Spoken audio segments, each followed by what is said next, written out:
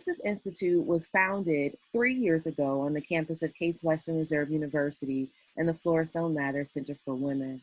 Our ultimate goal is to build relationships across lines of difference in pursuit of a common goal. And that common goal is advocacy, advocacy for all women in all roles on campus.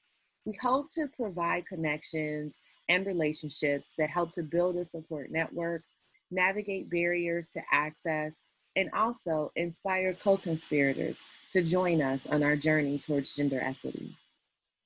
Our terms of engagement today, we will ask you to please place your pronouns, if you desire to share them, in the participant box next to your name. Also, feel free to use the chat box to agree, to drop resources, to just build community with the other folks that are joining us today. Dr. Ray, our conference strategist, will be working the chat, tuning in to capture all of your comments, responses, and feedbacks. To ask your questions, also, please drop them in the chat box. We will have time for Q&A at the end of today's session. Who identifies as a woman of color? The political term woman of color surfaced in the violence against women movement in the late 1970s. Its purpose was to unify all women experiencing multiple layers of marginalization, with race and ethnicity as a common issue. In today's sociopolitical context, the use of women of color, and particularly with the X, is inclusive of those who identify as cisgender, genderqueer, gender nonconforming, transgender, and or femme, i.e. people who may use she or her pronouns. Woman with an X is often used by those who identify as part of the intersectional feminist movement, and it's written with the X to be intentionally subversive to the Eurocentric and patriarchal dominant narrative, and to transcend social constructs by uniting, through relationship, those women with the following shared global experiences: cultural appropriation, economic disenfranchisement, genocide, loss of autonomy, militarism, targets of war and police states, physical displacement, race, class, and gender-based oppression, and a stolen legacy. So thinking about this year, and with the adoption of the X in women, we themed this year, and we themed this year very early in 2020 before the pandemic.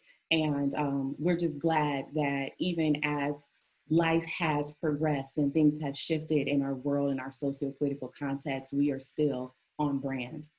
So thinking about the threat to us as women and femmes of color and all oppressed people is arguably the highest we've experienced in our collective lifetime. We're being targeted by various policies, media outlets, people, institutions. And so we chose to theme this year's conference after the communication between James Baldwin and Angela Davis. So Baldwin wrote Davis a letter. This is the first time that she was actually arrested for being active, for being an activist on the line for justice.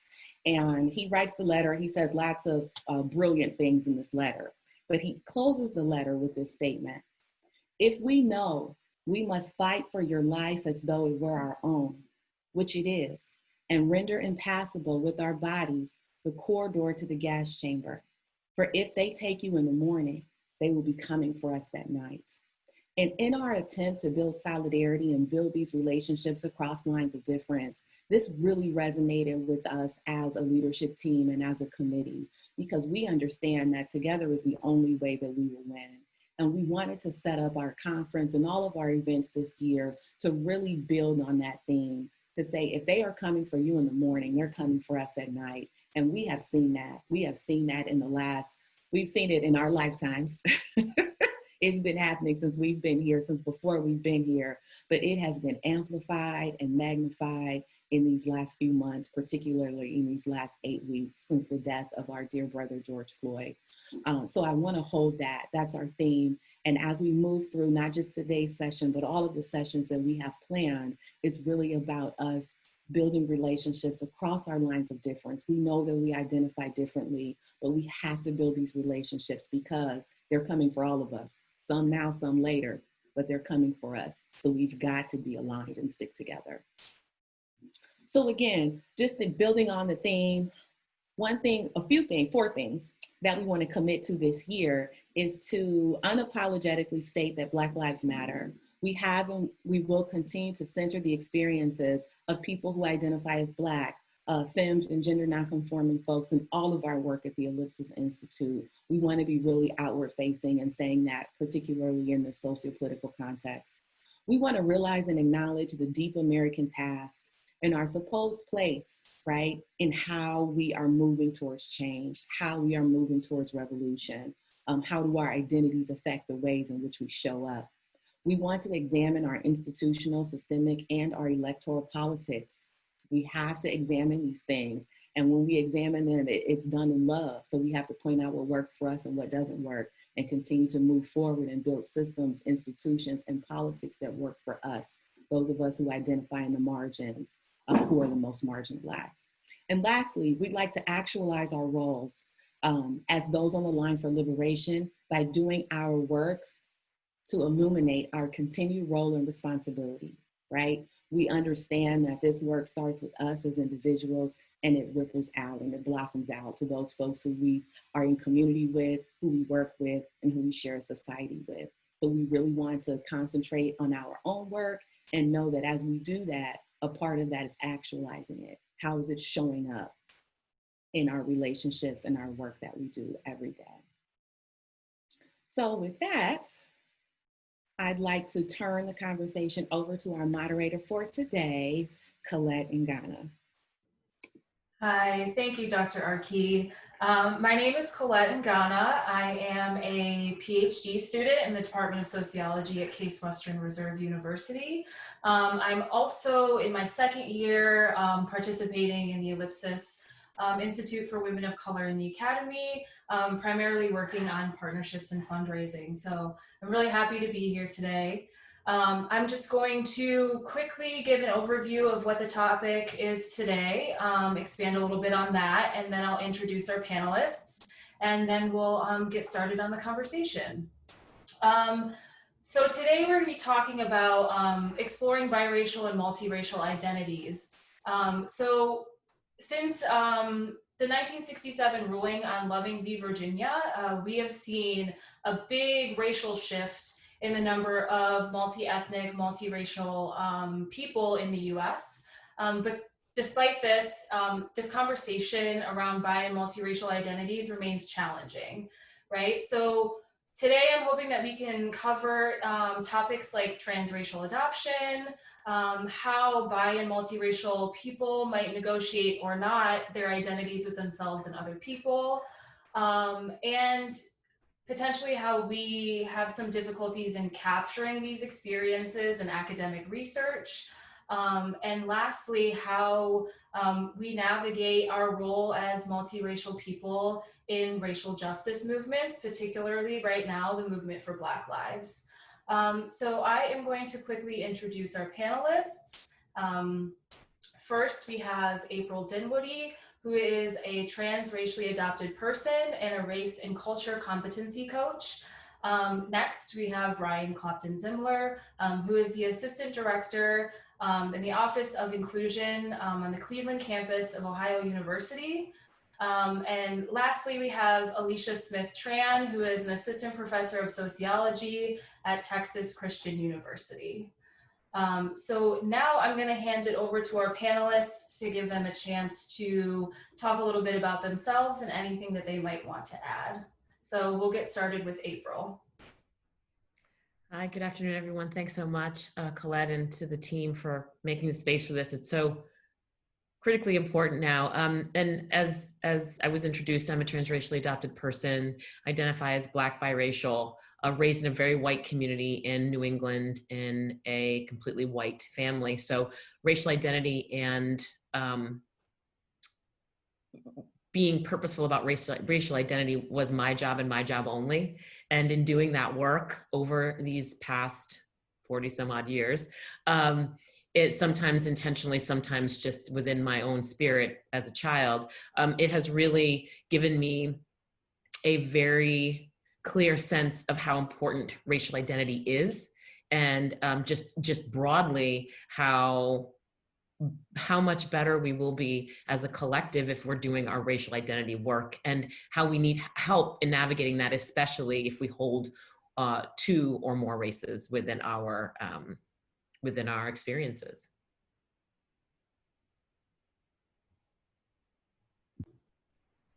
I have to remember to unmute myself.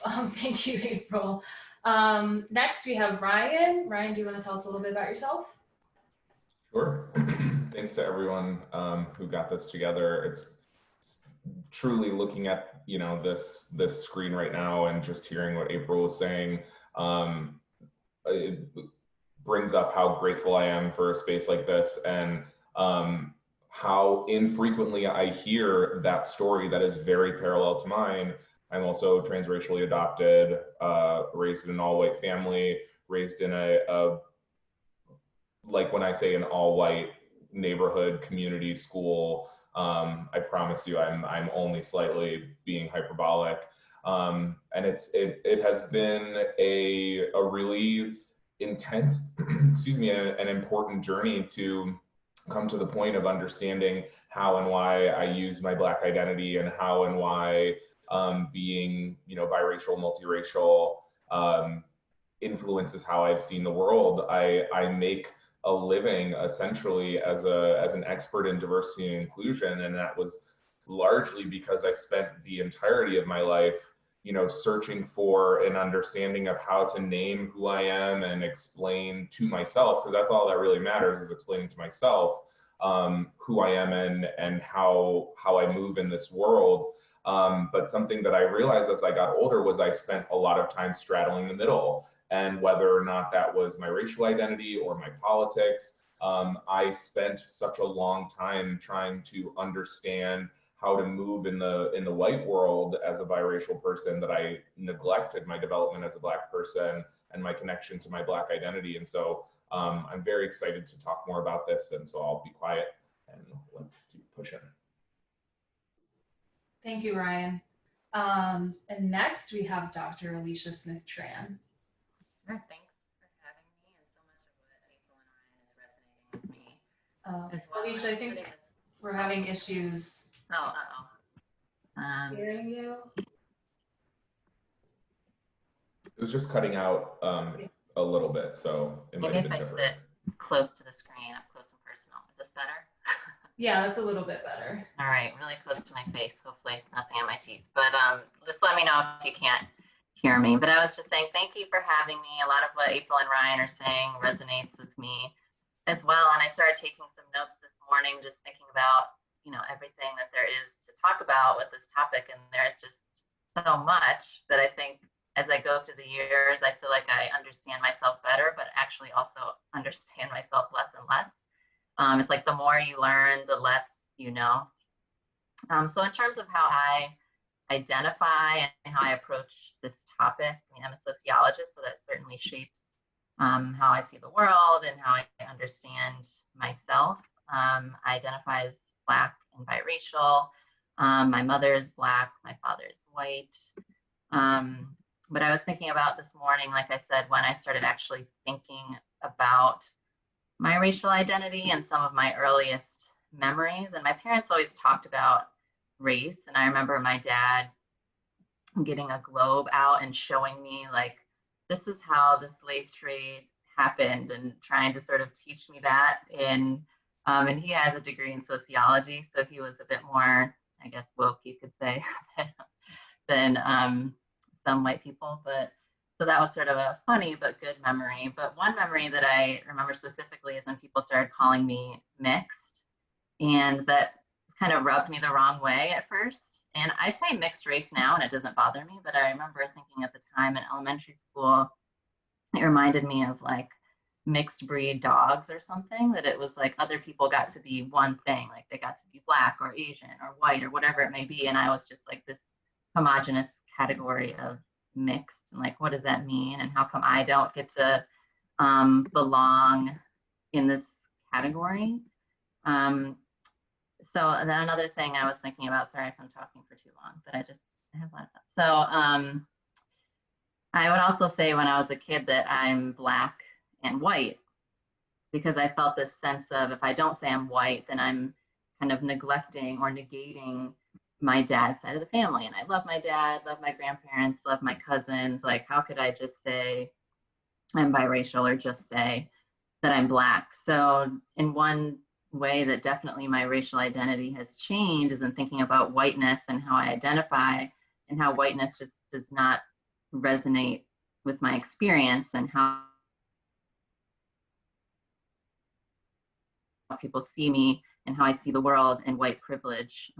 And so even though certainly the fact that my father is white does give me privileges, and I know we'll talk about colorism and things like that, and having lighter skin and how that has certainly given me privilege. In some ways, I wouldn't say that I have white privilege. And so identifying as white is not something that I really do anymore, even though I've gotten pushback sometimes, like, you can't be Black and biracial, you have to either just be biracial or just be Black. It's like, no, I'm actually both, but I wouldn't say that I'm white per se. I was also thinking about how race intersects with class sort of importantly, and how I see my racial identity and how it's come to be, and who I feel like I can, I guess, connect with or find similarities with the most. And I was actually having a conversation before I even knew this panel was happening with my brother, just a casual conversation about biraciality.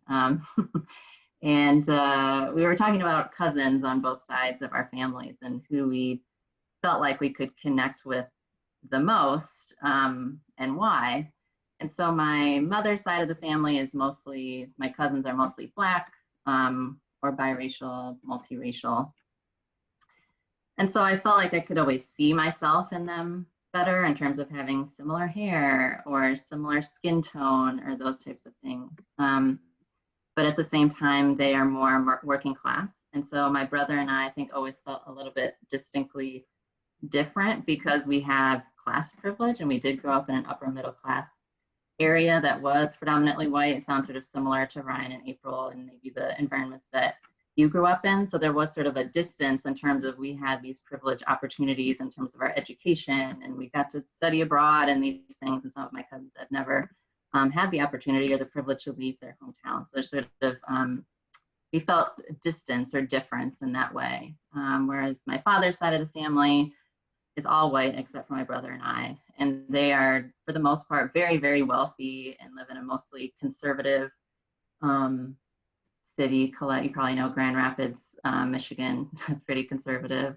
East Grand Rapids, very wealthy. So when we would go visit them, it was like a totally different experience in visiting my cousins on my mother's side of the family.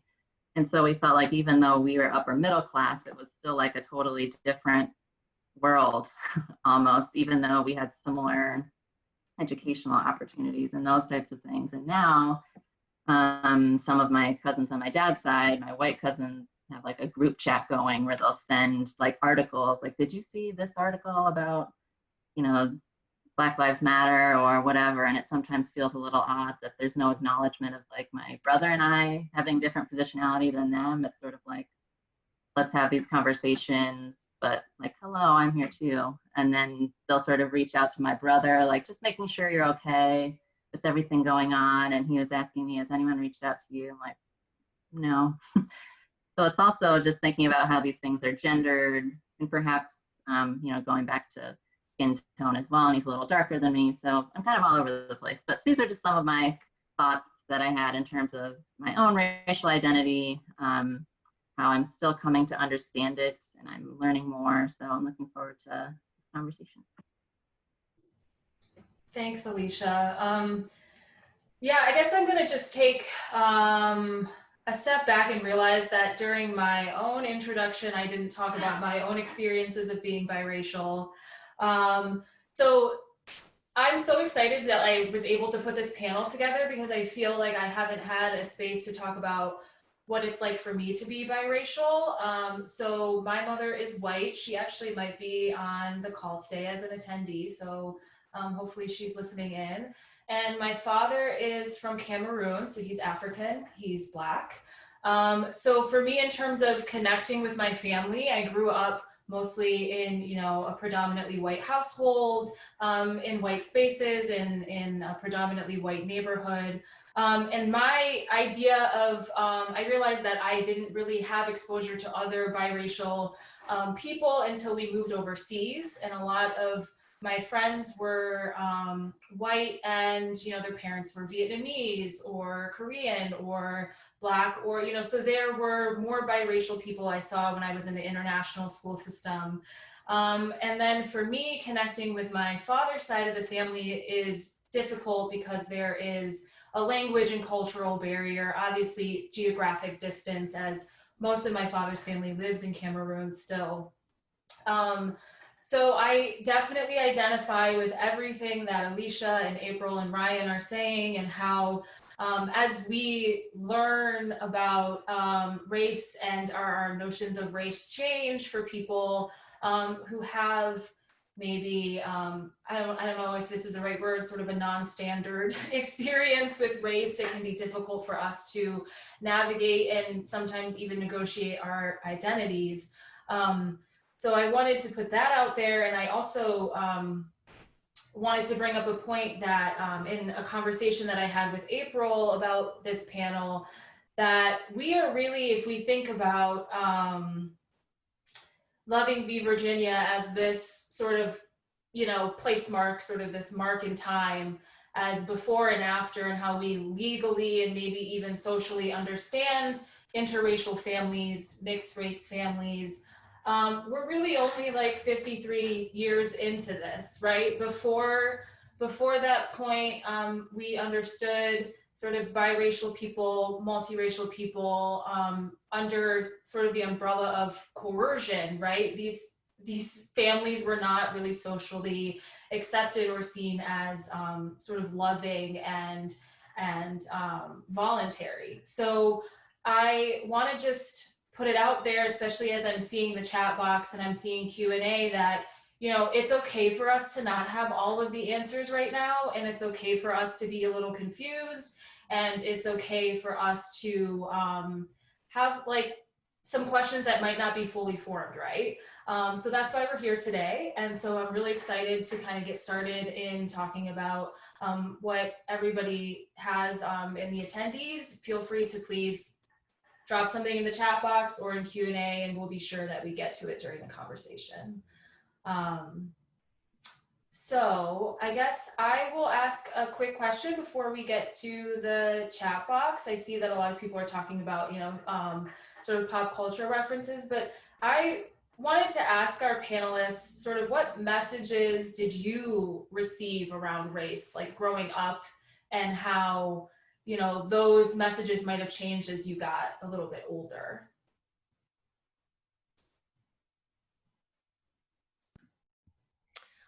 So early on in my adoption into my family of experience, which I call my adoptive family, they were told by the agency that was facilitating my adoption that I might be biracial.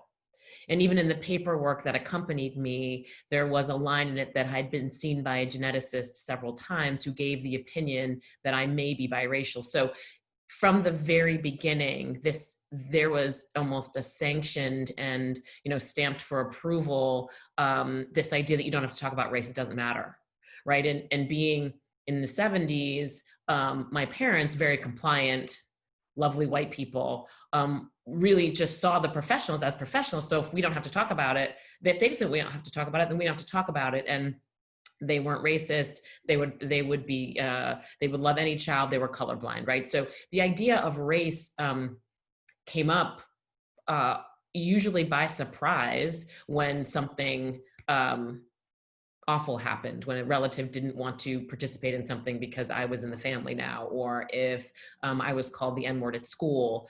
So it was really, like I said at the beginning, a racial identity and matters of race and conversations of race happened rarely, and when they did, they were mine and mine alone to deal with. with the exception of a few times when there's an issue somewhere, children were chasing me and calling me the N-word, and a family friend who happened to be around kind of came in and swooped up and protected and saved me. So aside of a few incidents like that where someone came to my rescue, so to speak, most of this stuff was navigated completely on my own. And just as a side note to some of the bigger, broader constructs that you're talking about, it's certainly not a side note, it's actually a big factor in when we talk about families that are deconstructed and separated based on race and systematic racism and all the things. When you get into adoption and foster care, that is so deeply tied to, historic issues of race and racism. So, adoption and foster care are riddled with these elements. Yeah. And yet we don't want to talk about them, Agreed. That was my background is in the helping profession, and it couldn't be more apparent, that you have to be talking about race and when it comes to the human services, because you can't pretend that it's not grossly disproportionate. You can't see it and not comment on it. But so yes, I agree. That's not even a side note. That's just the next page. But I had a very similar experience to April, in the sense that you used two phrases that I wrote down because I'm oh, okay, well, I'm just going to start using those now because that makes way more sense. So, we're already providing support for one another in a new way. But family of experience, I often call them my family of origin, in differentiating between them and my family of choice that I've created. So we just didn't really talk about it. The experience that April talked about with the birth certificate, I didn't even see my birth certificate until I was in my early 20s, not, for any particular reason other than I just didn't really think to look at my birth certificate. And I honestly can't even remember what it says off the top of my head, but we just didn't talk about it.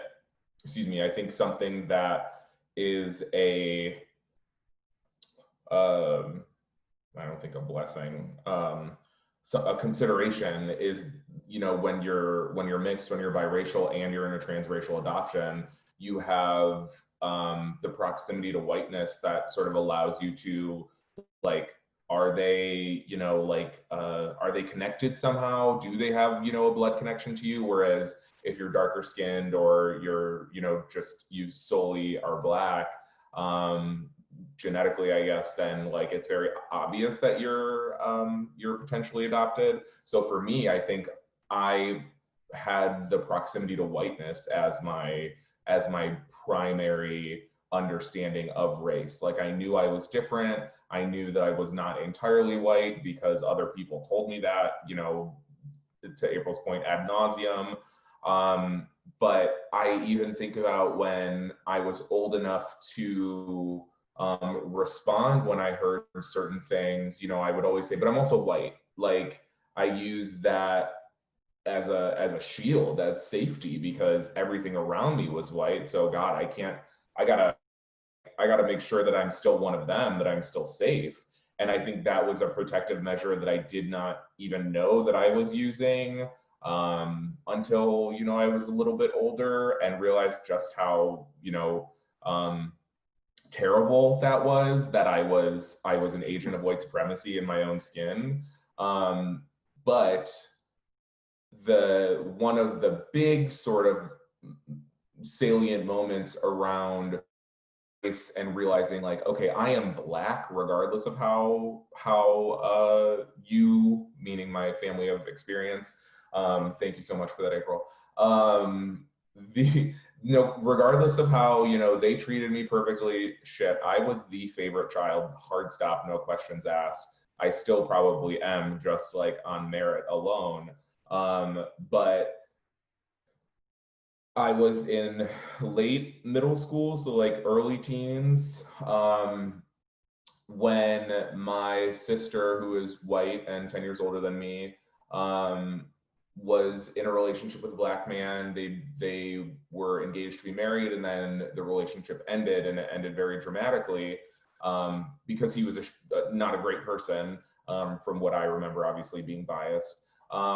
He was not a great person, but that obviously had nothing to do with the fact that he was Black. So, but the racists in my family, which is a lot of them, took that as an opportunity to just like let it all come out. And so in one fell swoop, it went from, these experiences with race and racism are mine and mine alone, the other expression I'm stealing from April.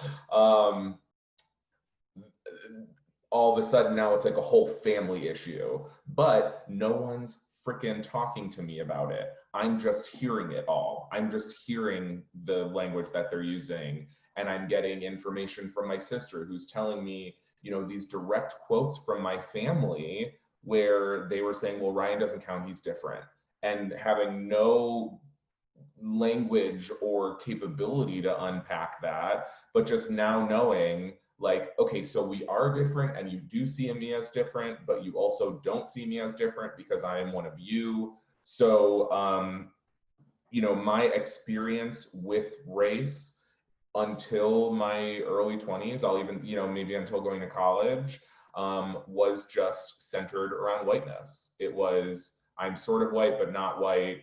These white people are good, these white people are mean, and those white people who are mean don't like you because you are not white. Like, so it was just all centered around whiteness. Can you hear me okay? I'm trying to get close here. All right.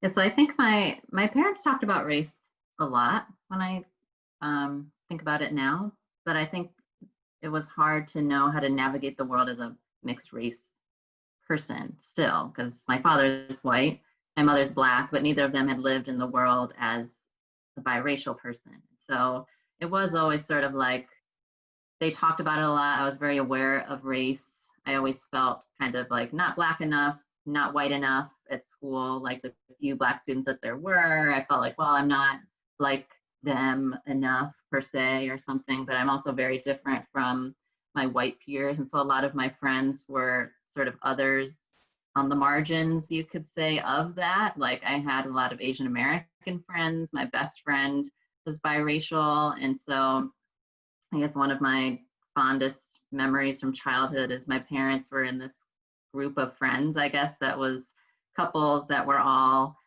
Black women married to white men and their kids, and we would get together every New Year's Eve and stuff. But that was almost the only context when I would be around other biracial kids, and it was like all biracial kids. So it was like we didn't have to think about the fact that we were different or anything like that. It was kind of just the norm. It was like centered in that moment. But yeah, so even though I think my parents did talk about it quite a bit, so I, feel very fortunate in that sense. It's still like there's no roadmap for raising a biracial child, and there's no roadmap for biracial people to know how to navigate the world and figure things out. So it's kind of just like me and my brother and my friends that were mixed race trying to figure things out. But yeah, it wasn't until college, I think, that I really started to feel like I was finding a place and feeling more belonging in that sense, because where I went to college was more racially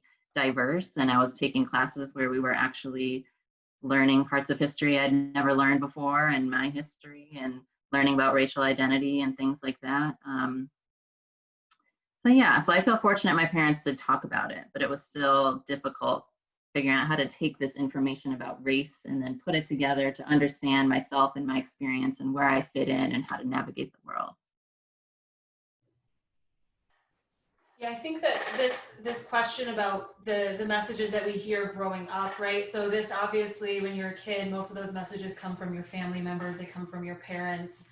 And so I think somebody had put in the chat box that, it kind of shifts the conversations that some people have about race that might be happening outside of their family. We are having within our families. These racial dynamics are in some of our most personal spaces, right? And it becomes a lot more complicated when it's your family members. April, did you have something to say? And the thing that I've come to terms with, I don't like it, but I've had to come to terms with it, is that the folks that I need to be practiced and to lead aren't. And I've had to swallow that jagged little pill, and now I can name it, and now I can calibrate my expectations of even family members that had every incentive, right, to do more in terms of understanding their own racial identity, expanding their personal operating systems to be in more of a flow of diversity and leaning into Blackness and difference. They had all the incentive in the world in having me in their family, and they didn't do it. So when you think about this more broadly, it's like, so what in the world is going to be the thing that gets people to put in the hours of practice to be able to be in better conversation and take more action around being in a better relationship to racial identity for yourself and then for all the people that you're around. So it's just a calibration that isn't, I don't like it, and yet we're here now having this beautiful discussion and reminding folks that this is layered and complicated and that practice takes time. Therefore, there'll be more folks like us who are sort of like kind of feeling their way through it without the kind of leadership that they need in their families, right? I am like chomping at the bit to respond and just like scream the same sentiments to the point that like my heart is racing, because this is something that I've been trying to get my family. And when I say my family, I'm talking about, you know, typically like my mom and my dad, and I have my one older sister. I have over the last few years just straight up distanced myself from the rest of the family. I don't talk to really anybody else because of exactly what April was just talking about. But I did find, you know, I finally took it upon myself, and this is in line with one of the questions that was submitted about being mothered by a white woman. Okay, it's 2020. So the Thanksgiving of, oh no, it was 2017. And I remember because it was when Brett Kavanaugh was getting confirmed for the Supreme Court. And I had this like really intense emotional reaction because when Trump was elected, I talked to my parents, both of whom voted for Trump, about, you know, just how I was feeling and what was going on and what I was seeing in my life and in my friends' lives, because obviously, you know, at this point, the people that I surround myself with are much more reflective of who I am as a fully formed person, fully formed. But I remember my mom saying, like, you don't have to worry about, you know, he's not going to overturn Roe v. Wade, and like these really big, huge things that like are still on the table to be absolutely abolished. But I remember being like, this is how Roe v. Wade goes. It's Brett Kavanaugh being put on the Supreme Court. This is the true really beginning. And so I was supposed to help, like my pressured speech, I gotta calm down. I was supposed to help my family move. I was supposed to help my parents move houses. And I called them and I said, I won't be there. And I'm actually going to be taking some time away from the family for a while because I cannot have a healthy relationship with you right now. And I'm telling you, like, this was literally out of the blue on like a Thursday. I was driving home from therapy, like in tears, realizing that I needed to do this. And I remember my mom was absolutely floored, and she was like, I have no idea what to say. And so, you know, that happened in like September, October of 2017. And I just straight up did not talk to them for the extent of that time until I finally was able to sit down and write them this 4-page letter. And to, this all has a, you know, a culminating point. The idea of addressing your own understanding of race is your responsibility as a white person with a child who is not white, regardless of if they are multiracial, biracial, Black, etc. It is your responsibility. And I had the life circumstance of being raised in a house with an addict. I have another sister who's 5 years older than me, who is severely mentally ill and a drug addict. And you know, they spent a lot of time trying to learn how to love her. And I remember saying in the letter, you went to workshops, you have since changed your thoughts about, you know, the justice system and mental health because you've seen how she's been treated when she goes to jail and she doesn't have her medication. You went out of your way to learn how to love your child who is mentally ill and a drug addict, which is also your responsibility if that's how you choose to support your child, and did zero work to understand how to love your Black child. Zero work. In fact, you went the opposite way. You pushed it away as if it was not your responsibility. And so it is a moral, ethical, you know, it should be legal responsibility to investigate your racial identity if you are going to raise a child in this world that is multiracial. Yeah, I think that from what I'm hearing both from Ryan and April is just that as you grow up, as you become an adult and you settle into your own identities, that you might be less likely to negotiate what your boundaries are, even with your family members, right? So you manage expectations, you no longer play the role in your family that you once did. And I think that for multiracial people, biracial people, that in our family, sometimes we might be expected to act as a translator, right? Like we have access to non-white cultures and experiences, right? But then we also have this connection to whiteness and white people. And so being able to kind of move through these different environments, I think sometimes there's that expectation that we are understanding of all sides, that we can see the nuance and bigger picture, and that we should also very readily share that experience, even if we're not comfortable doing so. So I think that at least growing up, you sort of learn, as Ryan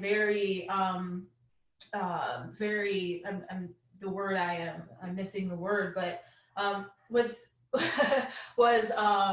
telling us that, those boundaries can be very difficult to put, especially with your parents, with your family members. But they can be necessary because that's how you guard and protect sort of the racial identity that you are growing into.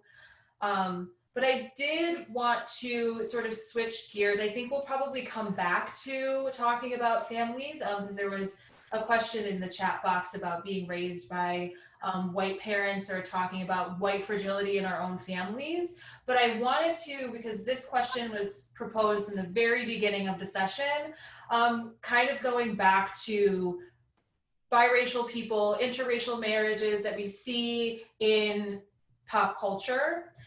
So we were talking about the Maori sisters, and so this is kind of a summary of the question that I'm seeing in the Q&A. One of the attendees said that they have been watching a show called Queen Sugar, which is by Ava DuVernay, prized director that of many other things besides Queen Sugar. But one of the main characters, her mother is Chinese and her father is Black. In the show, she plays a half Black, half white woman. They have read interviews that say she has given, she's given her racial identity as fluid. So when you see this actress, you see her as half Chinese, and it can be sort of painful to see people that we know who are half Chinese, maybe playing someone who's half Black, half white, when that's not their racial identity outside of that show. And that we've seen this, again, for another actress in a show called Smallville, who's half white, half Chinese. So the question is, sort of how do we, in the age of identity, inclusion, and acceptance, how do we grapple with this erasure? So we're kind of pointing more towards, we see biracial people usually as half white, half Black, but what about biracial and multiracial people that are not part white, right? So for instance, Black and Chinese in this case. So sort of opening up the question to, what about people who are not half white, but are still multiracial? Yeah, I think that adds a different sort of layer of complexity, right? In some ways, there is such a holding and tension around black and white that there is this like very clear tension.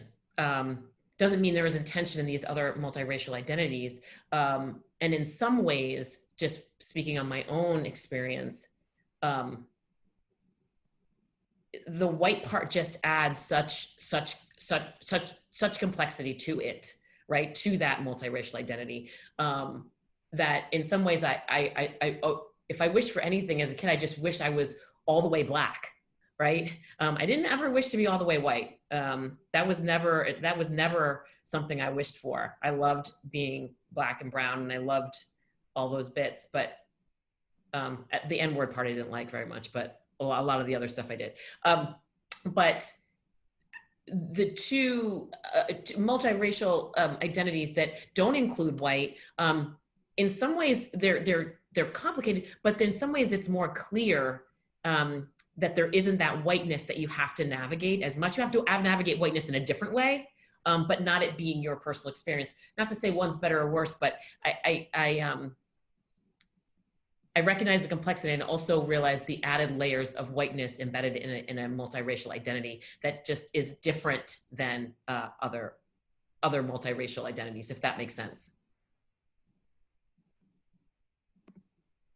Yeah, I don't know if this addresses the question directly, but I've thought about this in the context of my own son, because I'm married to an Asian American. Our son is then, if you want to quantify it, half Asian, a quarter black, a quarter white. And so, of course, he's very like exoticized. Like, he's so adorable. He looks so interesting. He looks just like John Legend's son.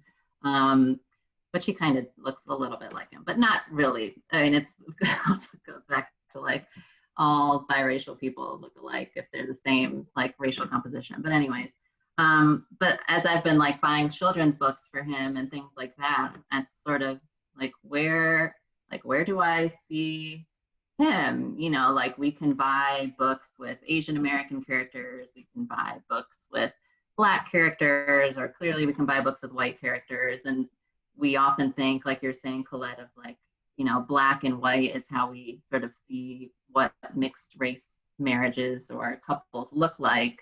Like, where is he going to see himself and where is he going to fit in? So I think definitely there's, you can be even further marginalized in a way in terms of, I don't know how he's going to identify or where he's going to see himself in the media or in books or anything like that. So it does definitely add a layer of complexity. It was, I think that's a really interesting consideration because, you know, a lot of times so, you know, recognizing the importance of visibility and representation is, you know, one key issue. And then the other is like, who is actually taking those roles? So like, yes, we want characters that are fully complex and they also happen to be trans. And then, but we actually want trans people to get those roles because cis people are often taking roles from trans people.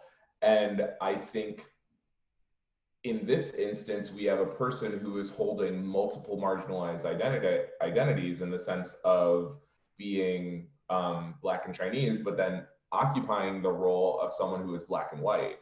And so, you know, the importance of that person's story, their individual story being Black and Chinese, I think that's more about their comfort in occupying that role. Like, I can understand how it's erasure.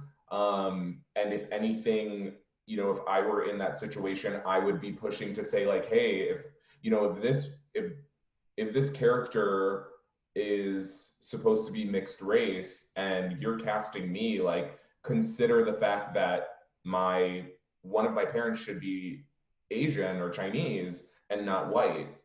And I think there's a little bit of a responsibility on the actor, but then at the same time, especially for actors who are Black and brown, and multiracial, where we only get cast in so many roles, like it almost feels like gaming the system a little bit to be like, haha, I can take this role from a person who was part white too. Like I know it sounds kind of messy, but the politics of it sometimes can be messy. And I hope I it's not my experience. I am Black and white. And so I can't fully wrap my head around that need for representation in the logistics of it, but I'm just trying to think of it in other contexts that I can understand. Like,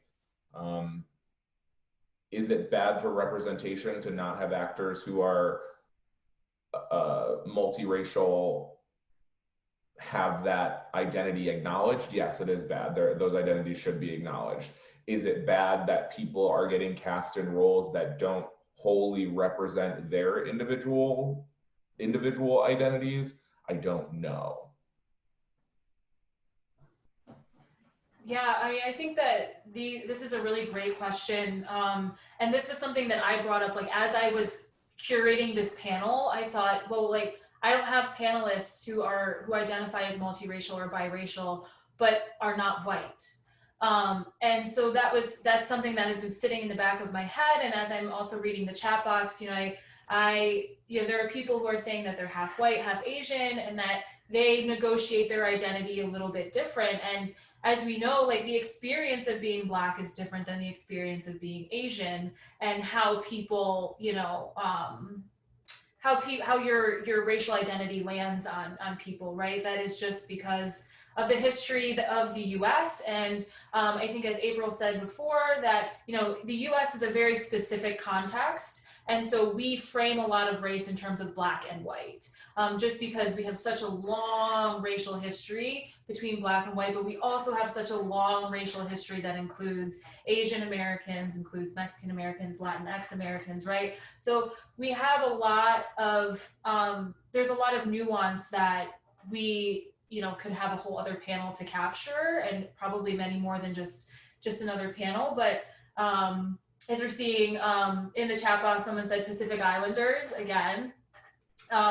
So there's, as Ryan said, it's difficult to answer all these questions. Chrissy says, and Indigenous, right?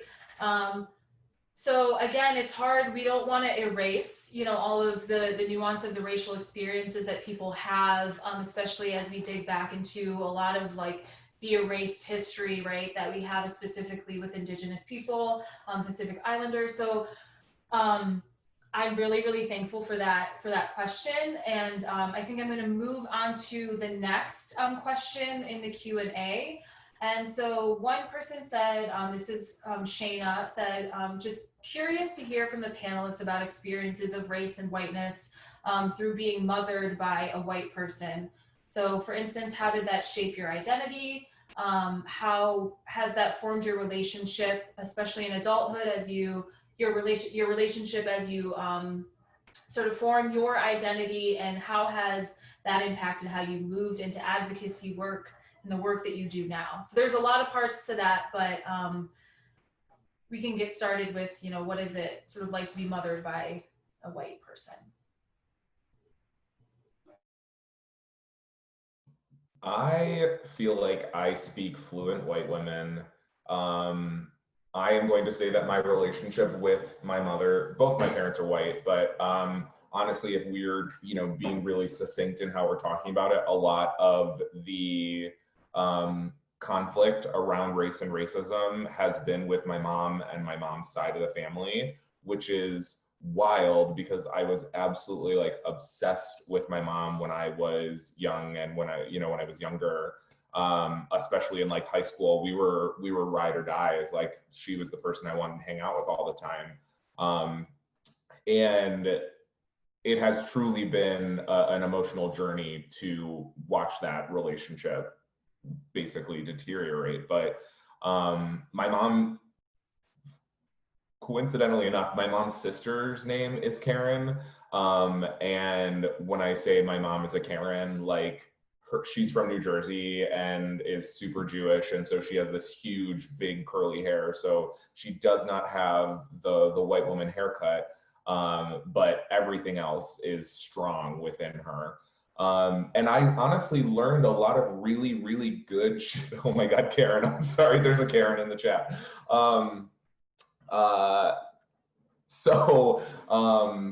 I learned a lot of really powerful shit from my mom, who is, peak white woman. But unfortunately, I internalized a lot of really negative stuff because my mom was the most vocal about things in general. And so the experience of being raised by white parents, a lot of mine is also shaped by class too. My father was a physician, he's retired. And my mom was a successful real estate agent. And so we grew up in the peak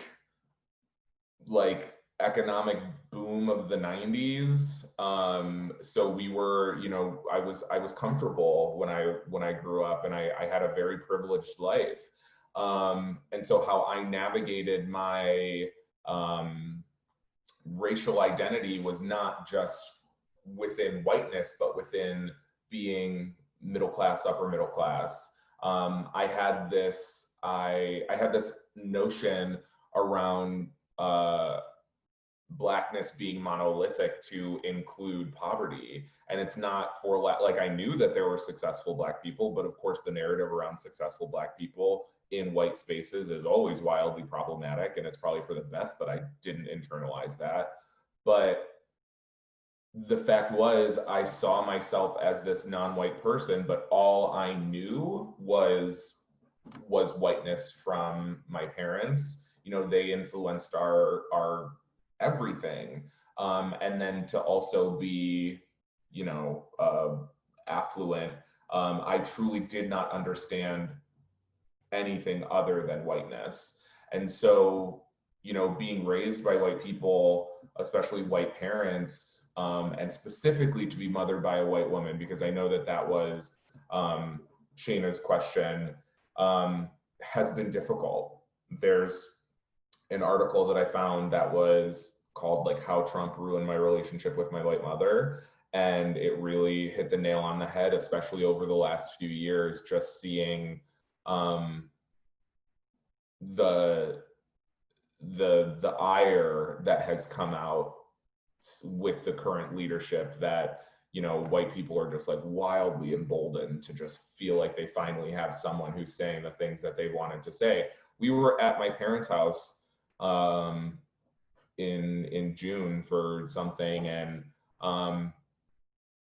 I remember the conversation turned to politics, and my grandmother, who thankfully is the only Democrat in my family, but she's a white woman, said to my mom, what do you like about him? And my mom said that it's because he speaks his mind.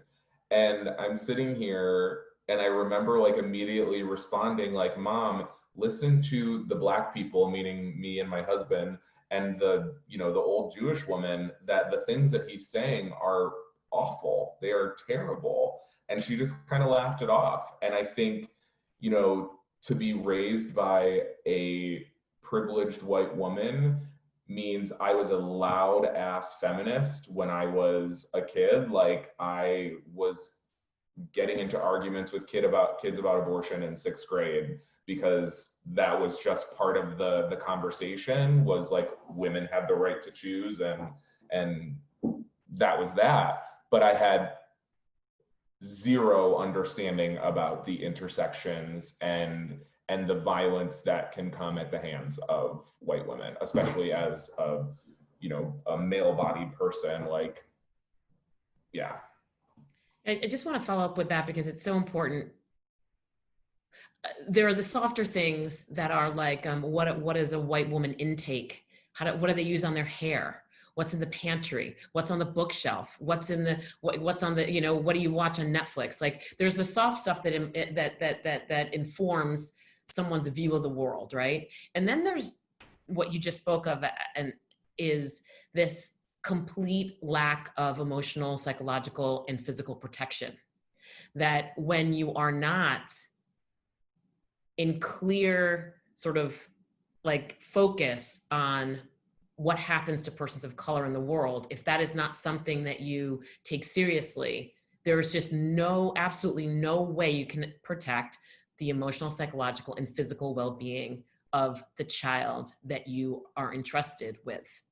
And that's the big headline for me. And a great example of this in real time is the way in which a white mom who's raising a Black or brown kid, usually, generally, many more are starting to get the joke, approaches hair touching of their child, right? Like that they don't immediately put the gate up. They don't immediately create that wall of protection around the kid or teach their kid how to have agency over their own body, that someone is not allowed to come into your personal space. We ask if we can pet someone's dog, but we don't offer the same level of protection to Black or brown kids. And if you're a white mom who has never had to navigate that, you really are ill prepared to do your job, which is to protect your kid.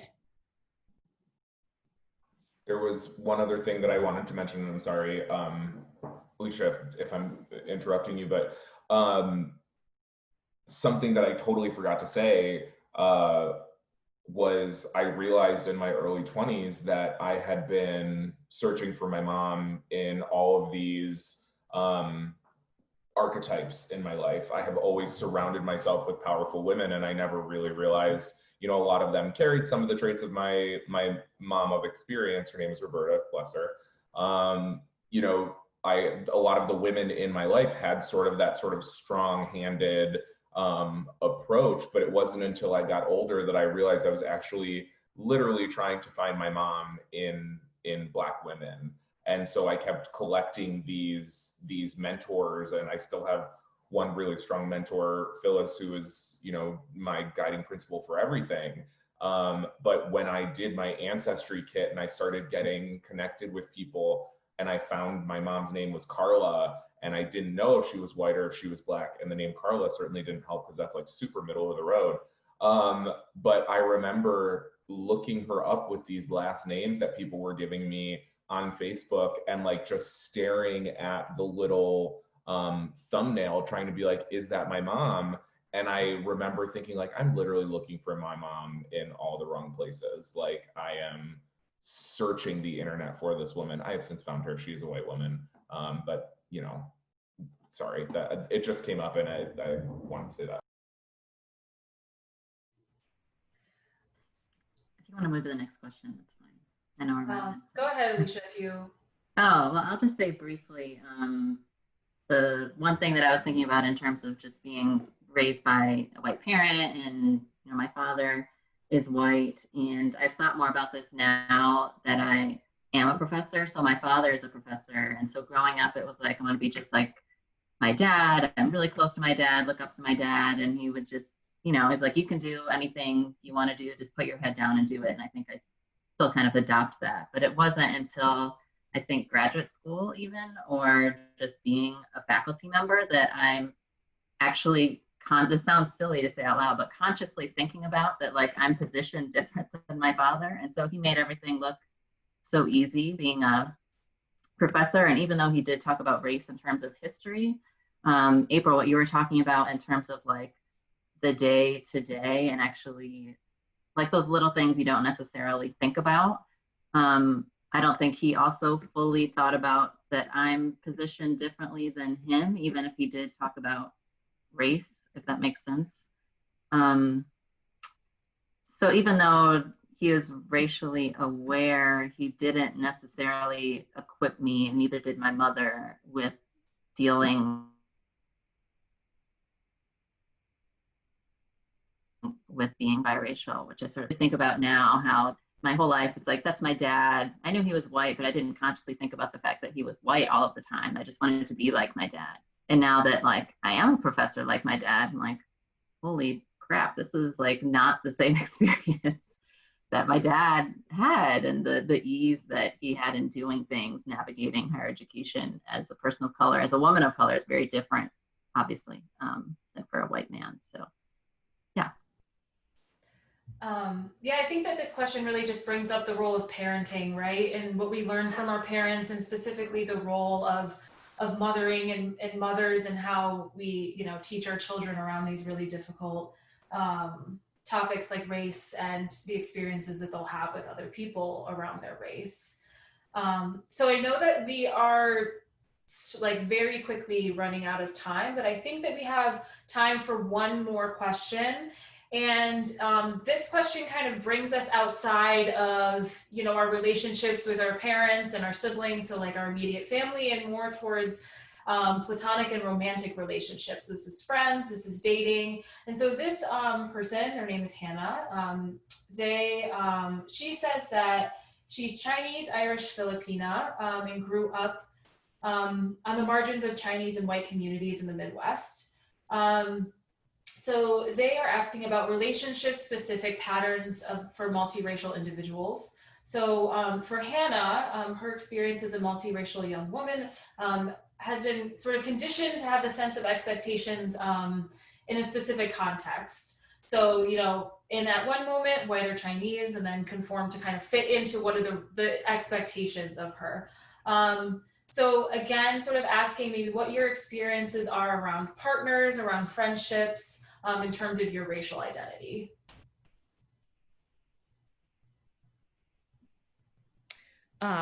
Well, this has been a long road, right? So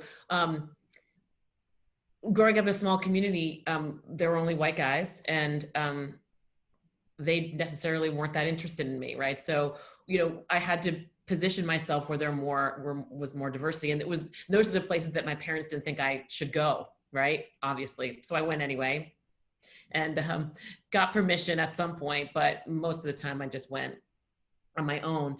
That said, because of what was very strongly embedded in me as a need to be around people who looked like me and to be involved with people who looked like me, I moved to Harlem. That was it. I embedded myself in a community that I saw myself in, and that helped to create a community, which meant romantic relationships, friendships. I will say, as an aside, there have been only a few times where it was very clear that the person I was dating, who was Black, the extended family of that person was not super inspired by the fact that I was biracial and raised by white people. So there's that other layer of, we could talk again all day about colorism. We could talk about class attached to race or intersecting with race, all the things. So and the last piece of this, which relates back to adoption, and someone put this in the notes on the chat, talking about emotional labor. At some point, you've done so much emotional labor as a biracial, multiracial person living in a white family or adjacent to white people, that there's sometimes not a lot left in the tank for other personal relationships that actually would be the conduit to you building what you need for yourself versus what someone else has built for you. So I think there's lots of layers of that element related to personal relationships, related to romance, related to a relationship to yourself, which would allow a healthy relationship to other individuals and other concepts. So I think, yeah, absolutely. I made a very concerted decision going into my 20s that I was not going to seriously date white men anymore. I was similar to, I think, pretty much everyone, you know, predominantly white environment. So, and being queer, you know, it's funny, I had a lot of racist experiences with the women I dated where their parents didn't want to date a Black man. And then understanding my sexual orientation, and then, you know, becoming involved in the gay community, and then now having a whole different set of issues where it's no longer about the familial, you know, approval. Now it's about the white standards of beauty, and I don't look like any of these guys that I'm attracted to because I haven't unpacked the white standards of beauty within myself yet.